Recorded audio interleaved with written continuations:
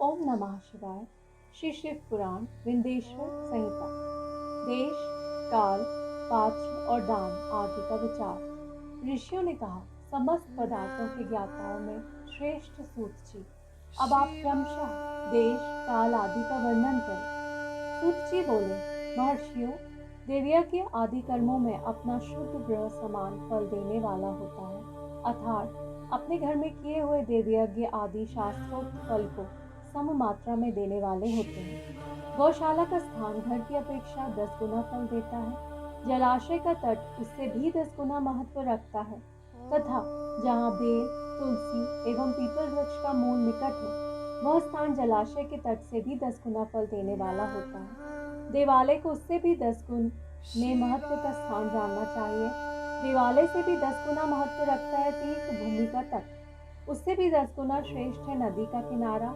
उससे 10 गुना उत्कृष्ट है तीर्थ नदी का तट। और उससे भी 10 गुना महत्व रखता है सप्त गंगा नामक नदियों का तीर्थ। गंगा, गोदावरी, कावेरी, ताम्रपणी, पर्णी, सिंधु, सरयू और नर्मदा, इन 7 नदियों को सप्त गंगा कहा गया है। समुद्र के तट का स्थान इनसे भी 10 गुना पवित्र माना गया है और पर्वत के शिखर का प्रदेश समुद्र तट से भी 10 गुना पावन है।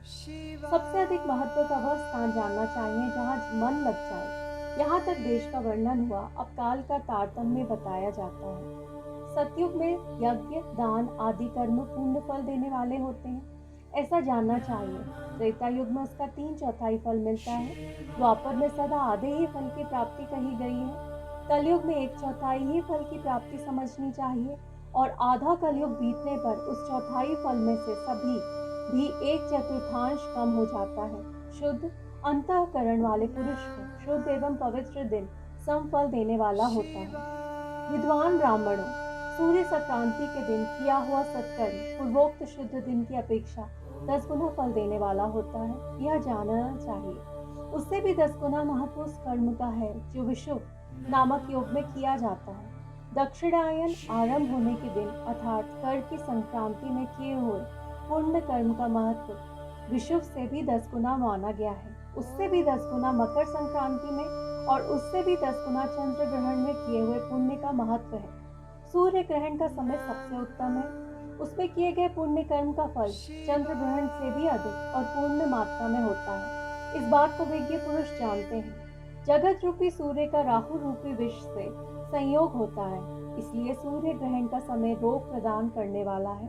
अतः उस विष की शांति के लिए उस समय स्नान, दान और जप करें। वह काल विष की शांति के लिए उपयोगी होने के कारण पुण्यप्रद माना गया है।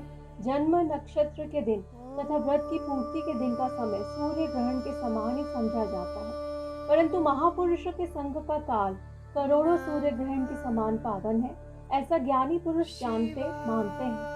तपोनिष्ठ योगी और ज्ञाननिष्ठ यति ये पूजा के पात्र हैं, क्योंकि ये पापों के नाश में कारण होते हैं। जिसने 24 लाख गायत्री का जप कर लिया हो, वह ब्राह्मण भी पूजा का उत्तम पात्र है। वह संपूर्ण फलों और भोगों को देने में समर्थ है, जो पतन से त्राण करता अथवा अर्थात नरक में गिरने से बचाता है। उसके लिए इसी गुण के कारण शास्त्र में पात्र शब्द का प्रयोग होता है। वह दाता का पातक से त्राण करने के कारण पात्र कहलाता है।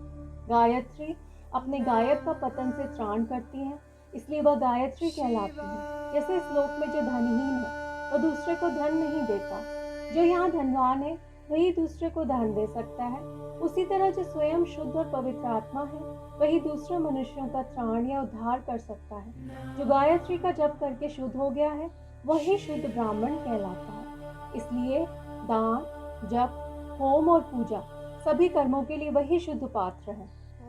ऐसा ब्राह्मण ही दान तथा रक्षा करने की पात्रता रखता है। स्त्री हो या पुरुष, जो भी भूखा हो वही अन्नदान का पात्र है। जिसको जिस वस्तु की इच्छा हो उसे वह वस्तु बिना मांगे ही दे दी जाए तो दाता को उस दान का पूरा पूरा फल प्राप्त होता है। ऐसी महर्षियों की मान्यता है। जो सवाल या याचना करने के बाद दिया गया हो वह दान आधा ही फल देने वाला बताया गया है। अपने सेवक को दिया हुआ दान 1/4 फल देने वाला होता है। विप्रवरों, जो जाति मात्र से ब्राह्मण है और दीनता पूर्ण वृत्ति से जीवन बिताता है, उसे दिया हुआ धन का दान दाता को इस भूतल पर 10 वर्षों तक भोग प्रदान करने वाला होता है। वही दान यदि वेदवेत्ता ब्राह्मण को दिया जाए तो वह स्वर्ग लोक में देवताओं के वर्ष से 10 वर्षों तक दिव्य भोग देने वाला होता है। शिल और उच्च वृत्ति से लाया हुआ गुरु दक्षिणा में प्राप्त हुआ अन्न धन शुद्ध द्रव्य कहलाता है। उसका दान दाता को पूर्ण फल देने वाला बताया गया है। क्षत्रियों का शौर्य से कमाया हुआ, वैश्यों का व्यापार से आया हुआ और शूद्रों का सेवा वृत्ति से प्राप्त किया हुआ धन भी उत्तम द्रव्य कहलाता है। धर्म की इच्छा रखने वाली स्त्रियों को जो धन पिता एवं पति से मिला हुआ है उनके लिए वह उत्तम द्रव्य है। गौ आदि 12 वस्तुओं का चैत्र आदि 12 महीनों में क्रमशः दान करना चाहिए। गौ, भूमि, तिल, सुवर्ण, घी, वस्त्र, धान्य, गुड़, चांदी, नमक, कोहड़ा और कन्या, यही वे 12 वस्तुएं हैं।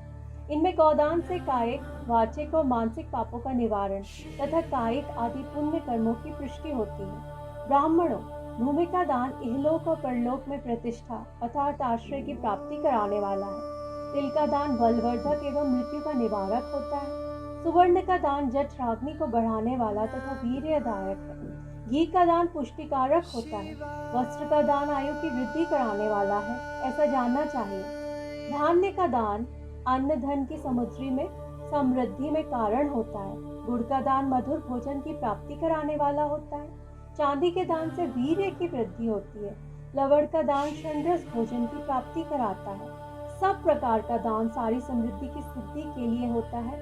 विज्ञ पुरुष कुष्मांड के दान को पुष्टिदायक मानते हैं। कन्या का दान आजीवन भोग देने वाला कहा गया है। ब्राह्मणों, वह लोक और परलोक में भी संपूर्ण भोगों की प्राप्ति कराने वाला है। विद्वान पुरुष को चाहिए कि जिन वस्तुओं से श्रवण आदि इंद्रियों की तृप्ति होती है उनका सदा दान करें। श्रोत आदि 10 इंद्रियों जो शब्द आदि 10 विषय हैं उनका दान किया जाए तो वे भोगों की प्राप्ति कराते हैं तथा दिशा आदि इंद्रिय देवताओं को संतुष्ट करते हैं। वेद और शास्त्र को गुरुमुख से ग्रहण करके गुरु के उपदेश से अथवा स्वयं ही बोध प्राप्त करने के पश्चात जो बुद्धि का यह निश्चय होता है कि कर्मों का फल अवश्य मिलता है, इसी को उच्च कोटि की आस्तिकता कहते हैं। भाई, बंधु अथवा राजा के भय से जो आस्तिकता बुद्धि या श्रद्धा होती है वह कनिष्ठ श्रेणी की आस्तिकता होती है। जो सर्वदा दरिद्र है, इसलिए जिसके पास सभी वस्तुओं का अभाव है वह वाणी अथवा कर्म अर्थात शरीर द्वारा यजन करे। मंत्र, स्तोत्र और जप आदि को वाणी द्वारा किया गया यजन समझना चाहिए तथा तीर्थ यात्रा और व्रत आदि को विद्वान पुरुष शारीरिक यजन मानते हैं। जिस किसी भी उपाय से थोड़ा हो या बहुत देवता तर्पण बुद्धि से जो कुछ भी दिया अथवा किया जाए वह दान या सत्कर्म भोगों की प्राप्ति कराने में समर्थ होता है। तपस्या और दान ये 2 कर्म मनुष्य को सदा करने चाहिए तथा ऐसे गृह का दान करना चाहिए जो अपने वर्ण अर्थात चमक दमक या सफाई और गुण अर्थात सुख सुविधा से सुशोभित हो। बुद्धिमान पुरुष देवताओं की तृप्ति के लिए जो कुछ देते हैं वह अतिशय मात्रा में और सब प्रकार के भोग प्रदान करने वाला होता है। इस दान से विद्वान पुरुष इहलोक और परलोक में उत्तम जन्म और सदा सुलभ होने वाला भोग पाता है। ईश्वरा पर अर्पण बुद्धि से यज्ञदान आदि कर्म करके मनुष्य मोक्ष फल का भागी होता है। ओम नमः शिवाय। इति अध्याय 15। ओम नमः शिवाय।